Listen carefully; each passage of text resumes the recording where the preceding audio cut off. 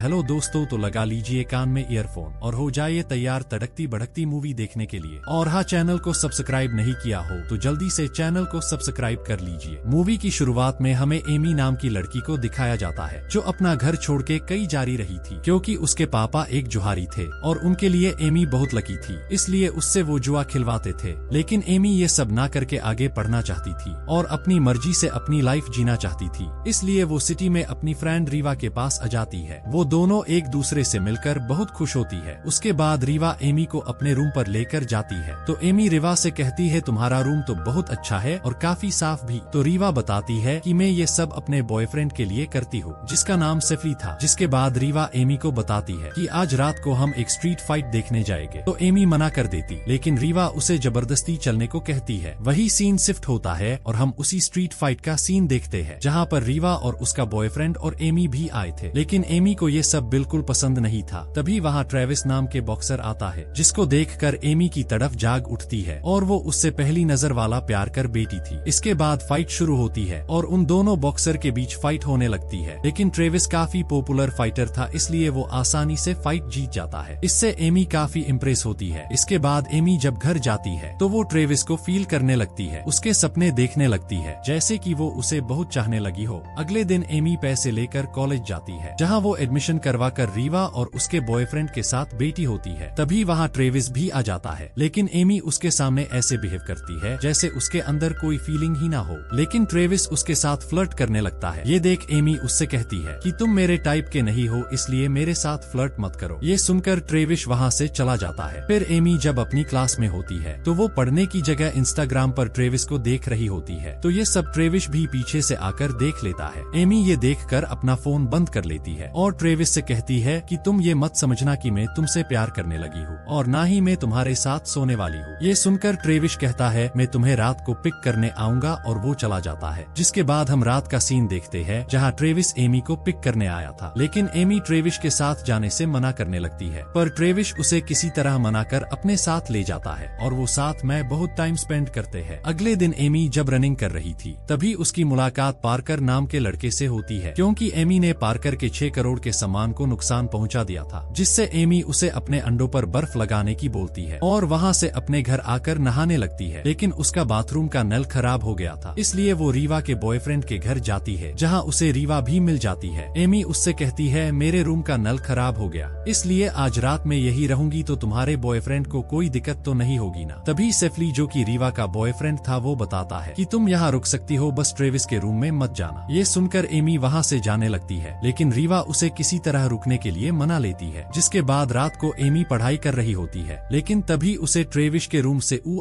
आ की आवाजें आने लगती है। एमी जब देखने जाती है तो ट्रेविस वहाँ किसी लड़की के साथ घपाघप रहा था। ये देखकर एमी डर कर वापस आ जाती है। जिसके बाद वो लड़की जो ट्रेविस से अपना खाता खुलवा रही थी वो वहाँ से चली जाती है। तो एमी ट्रेविस को देखने जाती है। ट्रेविस पीछे से आकर उसे डरा देता है। जिसके बाद वो दोनों बातें करने लगते हैं। एमी ट्रेविस से कहती है कि तुम सच में बहुत ठरकी इंसान हो, तुम तो हर किसी का खाता खोल देते हो। ये सुनकर ट्रेविस एमी को बताता है कि ये सब तो माइंड रिलैक्सिंग के लिए होता है, अगर तुम चाहो तो तुम भी अपना खाता खुलवा सकती हो। खाते से मतलब आप समझ ही गए होंगे, इतने तो समझदार हो आप सभी। वेल मूवी पर आते हैं। इसके बाद एमी ट्रेविस को थोड़ी गालियां सुनाकर उसके रूम में पढ़ने चली जाती है। जिसके बाद ट्रेविस वहाँ आता है और एमी को सोने की बोलकर नहाने चला जाता है। ट्रेविस जब नहा कर आता है और अपने कपड़े चेंज करने लगता है तो एमी चुपके से उसे देख लेती है, लेकिन ट्रेविस को इससे क्या, और ट्रेविस एमी के पास जाकर सो जाता है। अगली सुबह जब ट्रेविस का हथियार खड़ा होता है, यानी कि सुबह सुबह तो सभी का ही होता है, तो ऐसे ही ट्रेविस का भी खड़ा था। एमी ट्रेविस के हथियार को चूहा समझकर हाथ घुमाने लगती है, लेकिन जब ट्रेविस उसे जगाकर बताता है तो एमी ये देखकर काफी जोर से चिल्लाती है। शोर सुनकर रीवा और उसके बॉयफ्रेंड भी वहाँ आ जाते हैं। तो एमी ट्रेविस को मार रही थी। ट्रेविस बताता है कि इसमें मेरी क्या गलती है, अगर तुम लड़का होती तो तुम्हें पता होता कि ये सबके साथ होता है सुबह के टाइम। इसके बाद एमी वहाँ से अपने कॉलेज के लिए जाती है। तभी उसे रास्ते में पार्कर मिलता है जिसके उसने पहले अंडों को फोड़ा था। एमी पार्कर से उसके अंडों के बारे में पूछती है, लेकिन ठरकी पार्कर एमी को सीधा डिनर के लिए बोल देता है। ट्रेविस भी वही खड़ा था, इसलिए एमी उसे जलाने के लिए पार्कर को हाँ बोल देती है। जिसके बाद एमी अच्छे से तैयार होकर पार्कर के साथ जाती है जहाँ वो डिनर करते हैं। उसके बाद पार्कर एमी से कहता है कि क्यों ना हम दोनों स्टेडियम चलते हैं, वहाँ एक जोरदार फाइट होने वाली है। जिसके बाद वो दोनों स्टेडियम आ जाते हैं। उसी स्टेडियम में हम ट्रेविस को देखते हैं, जहाँ ट्रेविस ही फाइट करने वाला था। सेफली ट्रेविस को फाइट पर फोकस करने को कहता है। वही अंदर एमी फाइट देख रही थी। तभी रेफरी वहाँ आकर अनाउंस करता है कि अगली फाइट बरमुंडा और ट्रेविस के बीच होने वाली है। ये सुनकर एमी पार्कर के सामने बाथरूम का बहाना बनाकर बाहर चली जाती है और ट्रेविस के पास जाकर उसे कहती है कि वो फाइटर तुम्हें मार देगा, तुम उससे फाइट मत करो। ये सुनकर ट्रेविस कहता है कि ओह तुम्हें मेरी फिक्र हो रही है। एमी कहती है ऐसा नहीं है। तो ट्रेविस एमी को बोलता है कि चलो एक शर्त लगाते हैं कि अगर उस फाइटर ने मुझे टच भी कर लिया तो मैं 3 महीनों तक किसी लड़की के साथ सेक्स नहीं करूंगा, और अगर मैं उससे जीत गया तो तुम्हें 1 महीने तक मेरे साथ रहना होगा, क्योंकि ट्रेविस खुद एमी का खाता खोलना चाहता था। ट्रेविस की शर्त सुनकर एमी मान जाती है, जिसके बाद फाइट शुरू होती है, लेकिन वो फाइटर ट्रेविस को छू भी नहीं पाता। ये देखकर एमी उस फाइटर से कहती है कि इसका मुंह तोड़ दो, इसको छोड़ना मत। ये सुनकर ट्रेविस खूब मजे करता है और ट्रेविस उस बरमुंडा को हरा देता है और ट्रेविस शर्त जीत जाता है। ये देखकर एमी डर जाती है कि अब तो मेरा खाता खुल के ही रहेगा। तभी वहाँ पार्कर आ जाता है, जिसे कुछ भी समझ नहीं आता। तो एमी पार्कर को कार में ले जाकर उसे शर्त के बारे में सब कुछ बता देती है और एमी पार्कर से गुड नाइट किस मांगती है। पार्कर जब उसे किस करने लगता है तभी वहाँ ट्रेविस आ जाता है। ये देखकर पार्कर डर जाता है और एमी को वहाँ से जाने को कहता है। वही सीन शिफ्ट होता है और हमें एमी को ट्रेविस के साथ दिखाया जाता है, क्योंकि अब एमी को ट्रेविस के साथ 1 महीने तक रहना होगा। एमी ट्रेविस से कहती है कि मेरी बस तुम्हारे साथ रहने की बात हुई है, अगर तुमने मेरा खाता खोलने की सोची तो मैं यहाँ से चली जाऊंगी। ये बोलकर वो सो जाते हैं। अब उनका 1 महीने का सफर शुरू होता है, जहाँ वो धीरे धीरे अच्छे दोस्त बनने लगते हैं और दिन निकलने लगते हैं और 9-10 दिन निकल जाते हैं, जिसके बाद वो धीरे धीरे एक दूसरे के नजदीक आने लगते हैं। थोड़े दिन निकलने के बाद ट्रेविस एमी को अपनी फैमिली से मिलवाने ले जाता है, जहाँ ट्रेविस के भाई और उसके डैड रहते थे, लेकिन ट्रेविस की माँ बचपन में ही उन्हें छोड़कर चली गई थी। जिसके बाद वो सभी साथ में डिनर करते हैं और डिनर करने के बाद वो सभी पोकर खेलने लगते हैं, लेकिन एमी पोकर खेलने से मना कर देती है। जिसके बाद ट्रेविस के भाई एमी को पोकर खेलने के लिए फोर्स करते हैं। तो ट्रेविस बताता है कि मेरे भाई को पोकर में कोई नहीं हरा सकता। ये सुनकर एमी पोकर खेलने के लिए मान जाती है और एमी ट्रेविस के भाई को हरा देती है। तभी ट्रेविस के डैड एमी से पूछते हैं कि तुमने ये गेम कहाँ सीखा। तो एमी बताती है कि मैंने ये गेम वेगस में अपने घर पर सीखा था और ये मुझे मेरे पापा ने सिखाया था। तो ट्रेविस के डैड बताते हैं कि मैंने वेगस में एक मशहूर पोकर के बारे में सुना तो है, लेकिन कभी उसे देखा नहीं। तभी ट्रेविस का भाई सभी को एक आर्टिकल दिखाता है, जिसमें एमी की फोटो थी, जिसमें लिखा था कि लकी 13 कई गायब हो चुकी है। ये देखकर सब समझ जाते हैं कि एमी ही वही लकी 13 है, इसलिए वो सभी एमी का ऑटोग्राफ लेने लगते हैं। उसके बाद ट्रेविस और एमी वापस अपने घर आ जाते हैं और दिन निकलने लगते हैं और 30वें दिन की लास्ट नाइट आ जाती है, जिसके बाद एमी ट्रेविस के साथ नहीं रहेगी। एमी अपने लैपटॉप से किसी माइक नाम के आदमी से बात कर रही होती है, जो एमी से मिलने के लिए कहता है और आई मिस यू भी बोलता है। तो एमी भी मिस यू टू बोल देती है। तभी वहाँ ट्रेविस आ जाता है और वो दोनों आपस में गंदी बातें करने लगते हैं और ट्रेविस एमी के ऊपर चढ़ जाता है और खाता खोलने लगता है, लेकिन एमी उसे नीचे गिरा देती है, जिससे ट्रेविस गुस्सा हो जाता है। साला अच्छा मूड बन रहा था, खराब कर दिया। तो एमी वहाँ से ये बोलकर चली जाती है कि मैं अभी वॉशरूम जाकर आती हूँ, और वो बाथरूम चली जाती है, जहाँ वो रीवा को बुलाकर उसको बताती है कि आज तो ट्रेविस मेरा खाता खोलने ही वाला था, अच्छा हुआ मैं वहाँ से चली आई। उधर ट्रेविस खाता खोलने की तैयारी कर रहा होता है। तभी उसकी नजर एमी के लैपटॉप पर जाती है, जहाँ वो माइक और एमी के मैसेज देख लेता है, जिससे उसको लगता है कि माइक उसका बॉयफ्रेंड है और गुस्सा होकर वहाँ से चला जाता है। उधर एमी भी खाता खुलवाने के लिए ट्रेविस को ढूंढने लगती है, लेकिन ट्रेविस उसे कहीं नहीं मिलता।